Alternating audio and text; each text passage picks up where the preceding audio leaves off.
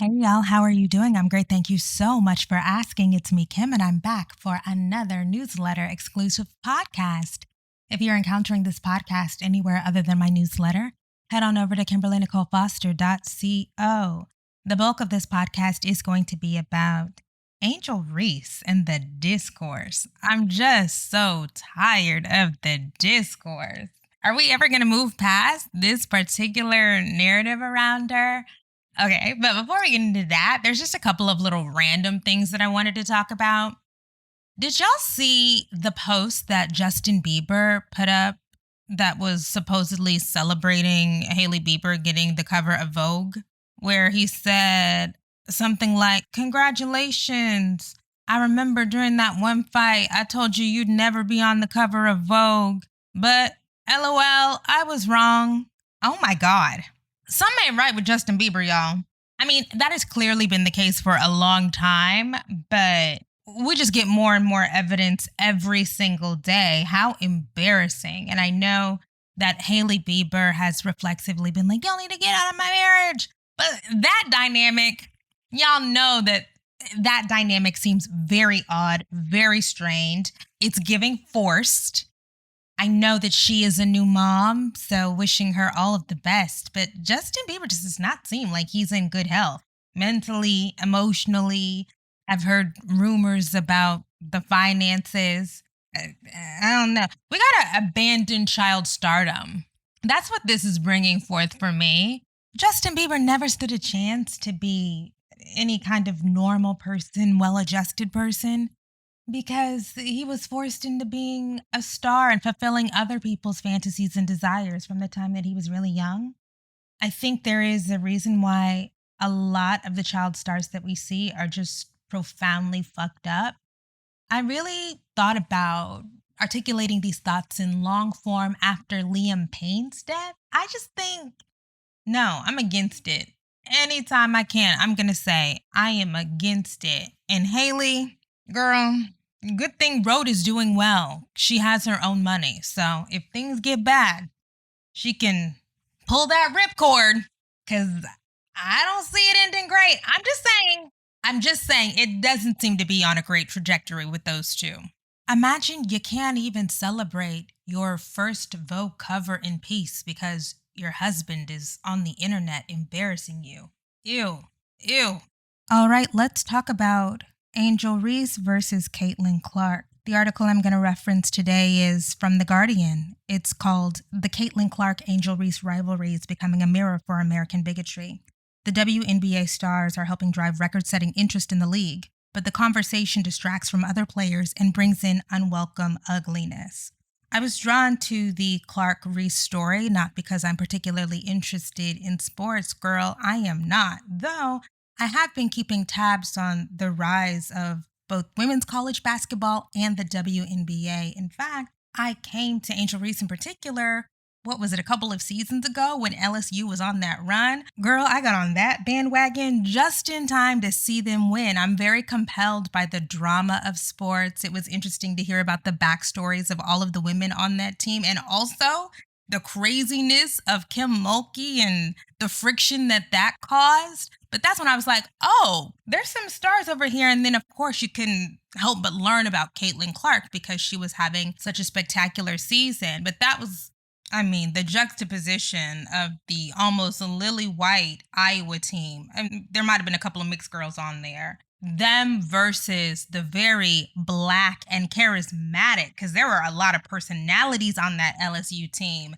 That drama was also very compelling to me. But of course, that drama produces overt racism.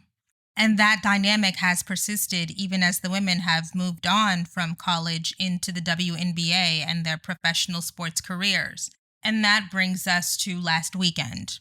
This is an article from The Guardian. The Caitlyn Clark Angel Reese rivalry is becoming a mirror for American bigotry. The WNBA stars are helping drive record-setting interest in the league, but the conversation distracts from other players and brings in unwelcome ugliness. Of course it does. This is by Stephanie Kaloy, published on Monday, May 19th. This is a pretty short little write-up, so we'll go through it. At first, it seemed that the Indiana Fever's home win over Chicago Sky on Saturday would be just another spicy chapter in the rivalry between Angel Reese and Caitlyn Clark. Both players were typically excellent. Clark spurred the Fever to victory with the triple-double, while Reese grabbed 17 rebounds to go with her 12 points. But it was a moment in the third quarter that WNBA fans will be talking about for weeks to come. Some of them may even do so without resorting to cheap bigotry. With 4:38 remaining, Clark reached for the ball over Reese's head, made what appeared to be deliberate contact with her arm, and sent her opponent spiraling to the floor. There was a brief confrontation. Clark was hit with a flagrant foul, and Reese received a technical. After the game, Clark said she didn't have cynical intent leading up to the foul, and Reese agreed, calling it, quote, a basketball play. Depending on who you ask, the moment was either enthralling or disappointing. Fans may recall conversations about the physicality of the WNBA last season, as Clark was knocked around the court by veterans. It showed that women's basketball is every bit as tough as the men's game, and sometimes a foul is just a foul. I have this highlighted. A moment like this isn't always bad for anyone involved, including the players. Many say that these types of exchanges drive up engagement, whether online or by attracting fans to WNBA arenas, which have enjoyed record attendance since Reese and Clark entered the league last season.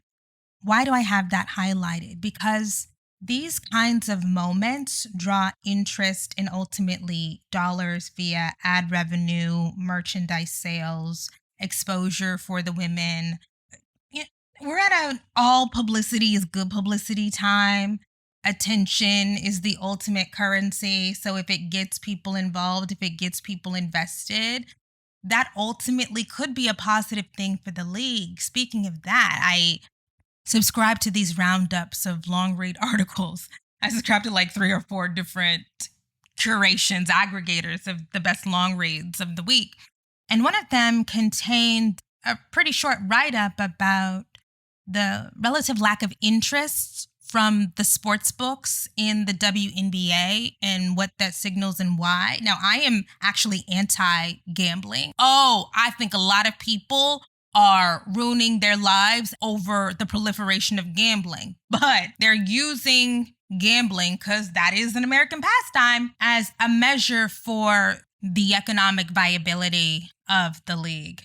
I understand the logic, but man, are y'all not concerned about where this country is going with regard to gambling? I think we really, really should be. Let's keep going. But there are, of course, different types of engagement. The increase in attention, scrutiny, and discourse can quickly take a downward turn, especially when women are involved. As much as there was plenty of genuine discussion and analysis of Saturday's game, a lot of the online rhetoric quickly turned racist and sexist, a carryover from last season that fans and players had hoped to leave behind. And the abuse wasn't just online either.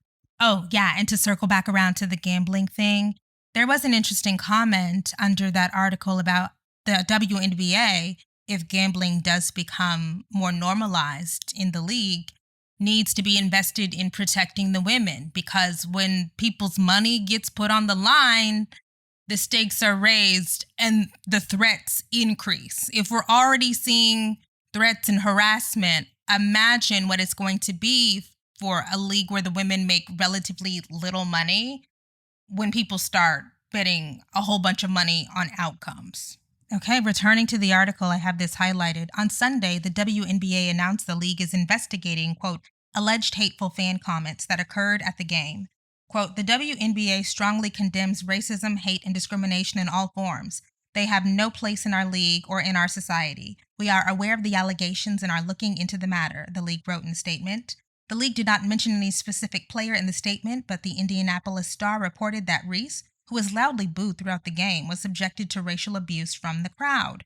Well, that's par for the course. What does this immediately make me think of? It makes me think of Serena at Indian Wells. Next, I have this highlighted. The WNBA is attempting to address racism with its No Space for Hate campaign, which looks to combat prejudice online and inside arenas. The players are not sold just yet. Quote, it's nice in words, but we got to see actions. 3-time league MVP Aja Wilson said on Friday. Aja or Aja? I'm sorry, girl. You know I'm not a sports girl. I don't know how to pronounce her name, but I do know that I like her because I have seen her clips from Angel Reese's podcast, okay? All right. She went on to say, quote, hopefully people can take actions and understand this is bigger than basketball. We're true people behind it. Any shoe that we wear, any jersey we have on, we're human. People have to respect that. I hope they pay attention and listen to the words. You know, another reason why I might challenge myself to be more broadly invested in the WNBA, because these women express much more thoughtfulness and care about the world and social issues than we see from the NBA. There's just a really stark difference. Next, I have this highlighted. Clark, who is white, has attempted to push back against the racism, homophobia, and misogyny that some of those claiming to be her fans have used against players in a league where most of the players are Black and many are gay. Quote, "It's definitely upsetting. Nobody in our league should be facing any sort of racism, hurtful, disrespectful, hateful comments and threats. Those aren't fans, those are trolls, and it's a real disservice to the people in our league, the organization, the WNBA," Clark said last September. And by the way, as Clark has done what to me feels like the bare minimum in decrying racism, you know who she's been getting dragged by? Hateful racists like Megyn Kelly. Do y'all remember when Caitlyn Clark said the bare minimum of, "I don't want racists to be racist. I owe a lot to the Black women in the WNBA," which is very obviously true. And Megan, racist Santa is white Kelly, was like, virtue signaling, kowtowing to Black women. You guys, come on. And it's not just something fans and players have noticed. A March 2025 study by Rice University and the University of Illinois Chicago suggested racial bias is present on the part of fans and media in the Reese-Clark debate. Researchers look back to the players' college days and the infamous "you can't see me" exchange between the pair during the 2023 NCAA tournament. Ooh, only 2 years ago. Wow, time flies. Both players made the same mocking gesture to opponents during the tournament, but Reese was Black, received much more pushback online and in the media. I have this highlighted, quote, "This wasn't just social media chatter. This was a real-time reflection of how race and gender shape public perception," Rice University sociology doctoral candidate Shahil Parsons wrote in the study. Quote, "Reese and Clark both made the same gesture, but the responses weren't just different, they were completely opposite. That contrast tells us a lot about how bias still operates today," unquote. "A lot of the same discourse is still present today," Parsons said by phone on Sunday, "and it hurts both players. The fact that Clark is, quote, an amazing player is what makes the conversation difficult to this day," he said. Quote, "On some level, if the framing of this is Angel Reese is some kind of behemoth, Black, big, disastrous monstrosity gorilla." Okay, Shahil. Okay, Shahil, you're doing a lot. You're doing a lot. What you have is steeped in sexism and racism, which isn't going to be beneficial for Clark overall as an athlete. And this stuff I think is important to point out. The kinds of people who are comfortable spewing nasty misogynoir at Angel Reese are the kinds of people who will turn on Caitlyn Clark on a dime. This is what we have to understand.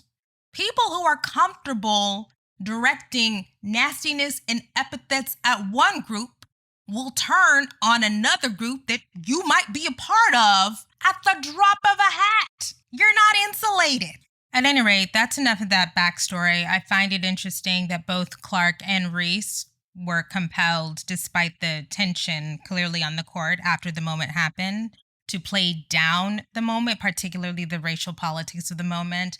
I think that these are athletes who have worked their entire lives to be elite, and they understand that all of this chatter, even if it draws eyeballs, which might ultimately be good for the NBA, I think they recognize that it could be destructive to their individual careers. Now, of course, I did go back and read the paper that was referenced in that little write-up. It's called, quote, "Telling My Sons How Angel Reese Stood Toe-to-Toe with the KKK and Won," unquote, "Colorblind Racism and Intersectionality in Sports Discourse on Social Media."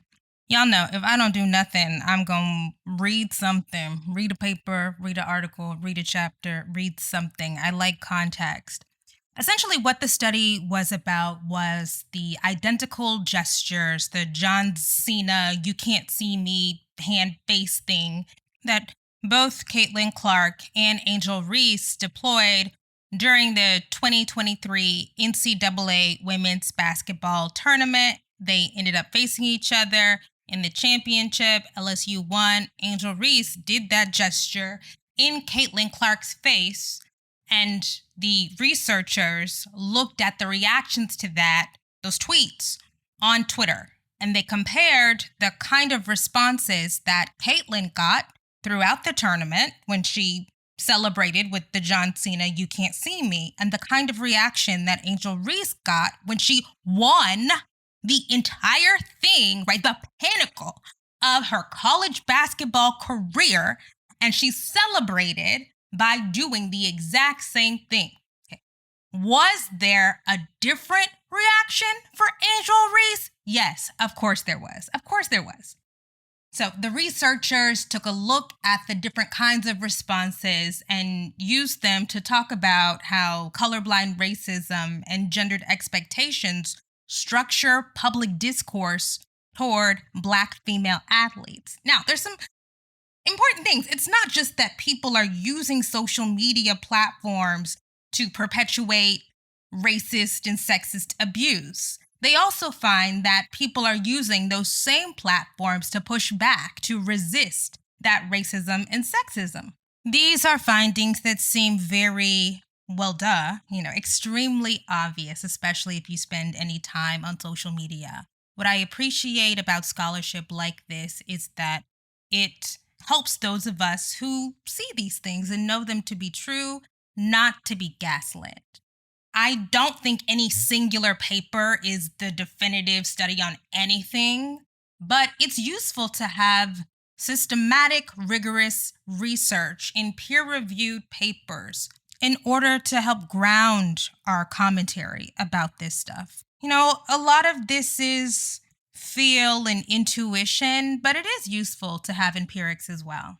Researchers analyzed 779,188 tweets using a large language model called Roberta, and that helped them to combine quantitative sentiment analysis with qualitative coding. So they used a small subset, random sample of the tweets, and they coded them. Is this racist? Is this sexist? Is this resistant discourse?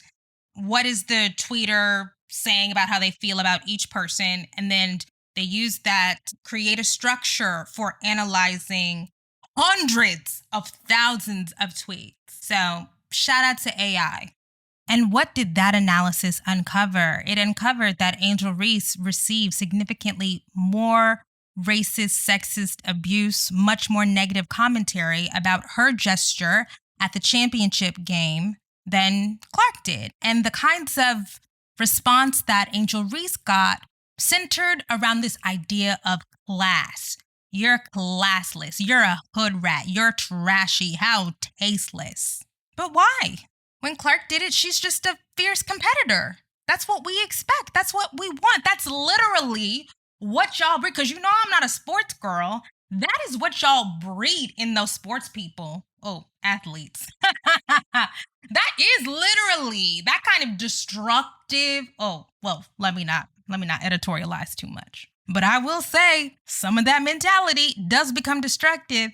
And it is crazy to think that you can expect people to dial it in one area and quickly turn it off in another area. That's why we got some problems. But anyways, back to Clark and Reese, okay? It is clear that the way that people feel about Black women generally gets projected onto Black women in every single context. And the digital counter narratives that we see, the way that we see Black women coming up with our own platforms, creating counter hegemonic narratives and groups and discourses, is a response to the double standards and the colorblind racist. They reference the work of Eduardo Bonilla Silva a lot, that kind of framing. I pulled just a couple of quotes so y'all can get it from them. This is about their research question. They say, we advance the extant literature on colorblind racism by examining how does the social media discourse on Twitter/X frame the comparable behavior of high-performing Black and white American female athletes before, during, and after a championship event, and to what extent do these framings reflect colorblind racist frames and gendered expectations? About their methods. Now, I will say the methods part was particularly fascinating to me because, I'm really into learning as much as possible about AI and LLMs in particular. They said, we used a two-step approach for each task that combined human annotations of each tweet and an LLM algorithm called Roberta. In the first step, 2 team members began by coding a small subset of our sample and aligning differences in our coding. Then we coded a larger subset and measured intercoder reliability. We again discussed and aligned any different codes to form a consensus-based gold standard training set. And then they used that training set to analyze 779,000 tweets. No, I'm sorry, that actually does excite me. The idea that AI will allow such huge scale data analysis much easier, I think that that's great. Now, look, it also might destroy humanity. So, gotta balance it out. But I'm just trying to look on the bright side, okay? Here's from their findings. Quote, on and after April 1st, 2023, a large part of the tweets we collected about Reese were definitively negative, calling her classless, using coded racial language, and sometimes including explicitly racist language, including slurs, of course. In contrast, negative sentiment directed toward Clark was extremely rare. Although media outlets widely covered her use of trash talk, they tended to support it. This disparity seems to indicate a deep divide in the treatment of Black and white athletes within popular discourse in the United States. And finally, I lifted this from the conclusion section. Quote, despite performing nearly identical gestures, Black and white female athletes were held to markedly different standards of appropriate behavior, revealing how colorblind racist frames and gender expectations work in tandem to police Black women's conduct in athletic spaces. Our research found support for colorblind racist frames in the discourse surrounding the behaviors of a high-performing Black American athlete, Reese, and a high-performing white American athlete, Clark. Generally, responses that contained a colorblind racist framing employed cultural racism, while simultaneously policing gender performance in ways that reflected historic patterns of controlling Black women's bodies and behavior. Cultural racism is, you know those Blacks, they can't help but be showboats. Blacks are loud and classless and trashy. That's cultural racism. At any rate, I wanted to take some time to review that particular paper and that analysis because I am sure, though I'm not as deep in the discourse as I used to be, that people are trying to play in y'all spaces. I am sure if you are pointing out the disparate treatment, I am sure people are denying it and downplaying it and minimizing it. So now you just have a little bit of ammo, just a little bit more support to say, please stop, please. It's not in your head. Angel Reese is being descended upon in a particularly sexist, racialized way. It is misogynoir at work. I like Angel Reese. She has a great personality. I love that she has developed a life outside of playing the game. Now, she do be wearing some stuff. Look, I'm not even going. She had the conversation with Law Roach. Law Roach said what needed to be said. Okay? Law Roach is a genius. But these conversations are particularly fascinating because women's sports are not just on the rise professionally, they're on the rise collegiately and below. Did you know that right now, more girls play organized sports than boys? So the way that people are used to talking about Black women and Black girls as they engage with sports more and more is going to need some tweaking. The paper's authors talk a lot about how when people are criticizing Angel Reese, they'll often default to this idea of, it's because she did this. It has nothing to do with race. No, it's because she did this or she did that or she did it. It's nothing to do with race. You were the racist. And it's important to call that out because that kind of framing lets white audiences, white tweeters, white posters maintain an air of moral superiority while pretending not to see race. But race infects everything. Race touches everything. When people are saying it's not about race, keep race out of it, some may write, and it's especially bad when Black people do it. There's a certain kind of Black person that does it. Now, I'm not going to call no names. I'm not going to call it. I'm really not. But I want to. People claim race isn't a factor, but then still default to racialized frameworks to talk about behavior and judge behavior. I'm happy for the increased visibility, but as we all know, visibility comes with a cost. And even as somebody who is not a sports girly, I will not be tuning in. Well, actually, you know what? I might challenge myself to go to a Dallas. What is the Dallas WNBA team? I know that they got the number 1 draft pick. I know that. I don't know the name of the team, but I'm going to challenge myself to go to a WNBA game to support the girls. But you know what I'm really going to be supporting? Really? OKC. I already got my OKC jersey in the mail. That is a bandwagon that I am jumping right on. Hello. When you see me pop out in my OKC jersey dress, don't say nothing. Have I watched any of the games? No. But I was born in Oklahoma City, so you can't tell me anything. Okay, that's clearly all I have to say about that. Okay, y'all, I thought I was done, and then I saw the Ryan Clark RG3 discourse. Ryan Clark is co-host of a podcast called The Pivot. It's a bunch of former NFL players sitting around talking about stuff, you know, the normal men with microphone stuff. Sometimes they say inflammatory things. They are the people who interviewed Simone Biles' husband, where he said that stuff where we were like, oh, I don't know about this. But sometimes they say interesting, incisive things. And when I say they, I mean one person. I've really only ever heard Ryan Clark say anything that made a lick of sense. And this time he decided to call out RG3, who made comments on the internet saying that Angel Reese overreacted to Caitlyn Clark's flagrant foul, and there's clearly some personal animus and personal hatred there. That's competitiveness. That's rivalry. That's not hate.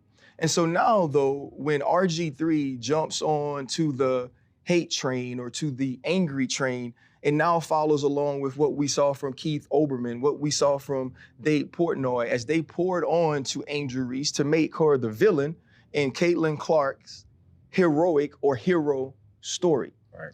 The one thing we know about RG3 is he's not having conversations at his home about what Black women have to endure in this country, about what young Black women and athletes like Angel Reese have had to deal with being on the opposite side of Caitlyn Clark's rise and ascension into stardom. No. Do you want these people to be fierce athletes or not? Or not? You gotta choose. But anyways, Ryan Clark looked into the camera and told RG3 off. And I appreciated it. And he basically, now wait a minute. He basically called RG3 a white lover. A cracker lover, basically, is what he said. And called RG3 Robert Griffin III. That's, I mean, you know, I don't know anything about sports, but I keep up with culture enough to know the basics. And basically said that so many of RG3's comments about Black women in sport, and Angel Reese in particular, demonstrate an underlying over familiarity with whiteness, over affection for whiteness. And because that is his default position, according to Ryan Clark, he's just giving bad commentary. I appreciated Ryan Clark's little monologue. It was grandstanding, but I mean, I'm not gonna be mad at people grandstanding for Black women. No, I'm not mad about it. One single bit. Now, plot twist. People thought that they really had the big joker when they surfaced these pictures of Ryan Clark's oldest daughter, who is mixed race. And the idea is, oh, he's not the only one who loves whiteness. He's not the only one who wants to chase after white women. Because Ryan Clark, when I say he was going in, he was talking about how RG3 would talk about how he loves milk and fetishize his white wife. And I'm like, oh my God, like a real coon. You know how there's people where you're like, yeah, you're definitely like 80% coon. Now we can be assured that RG3 is 99% coon, allegedly. But the picture emerged of his oldest daughter. Ryan Clark has to come out and be like, yes, I had a baby with a white woman. I'm going to be honest with you. does not matter to me. Ryan has been married to the same black woman for 30 years. I'm going to be honest with you. Look, I'm going to tell y'all right now, turn that problematic light on because it's about to get problematic. When I looked it up and saw that Ryan Clark has been married to the same black woman, his only marriage, by the way, for 20 years, and he just kind of had a baby with the white woman, I said, now what's the problem? Okay, so he had a starter baby, a starter child, and then he found the love of his life, who was a beautiful black woman named Yanka, and they've been together since the 2000s, and now they live happily ever after. Y'all thought that was going to take him down? Y'all thought we were going to chastise him or, oh my God, you had sex with a white woman. I'm going to be honest with you. For straight black men, I assume 78% of straight black men have had sex with white women. That is my assumption. Hey, I'm just going out on a limb. At least one? Oh, yeah. Where did I come up with that number? It's completely made up. 100% fabricated. But I'm going to put it out there. At any rate, I'm currently in the Ryan Clark fan club until he does or says something problematic. So y'all let me know when I need to get off the bus, because I'm on the bus right now. As I've been looking at more and more of this discourse, these conversations, it really does appear that the WNBA in particular and women's sports largely are at a turning point. This is a real crossroads. We've reached the tipping point. The legitimacy is there. The investment is there. The excitement appears to be there. Girl, let me look at how much these dang WNBA tickets cost. I might be in the number one day. I might. Sports games are long. They are. But anyway, the fact that I'm even considering it says a lot. All right, y'all. I'm ending it now for real. I will see y'all next time. Bye.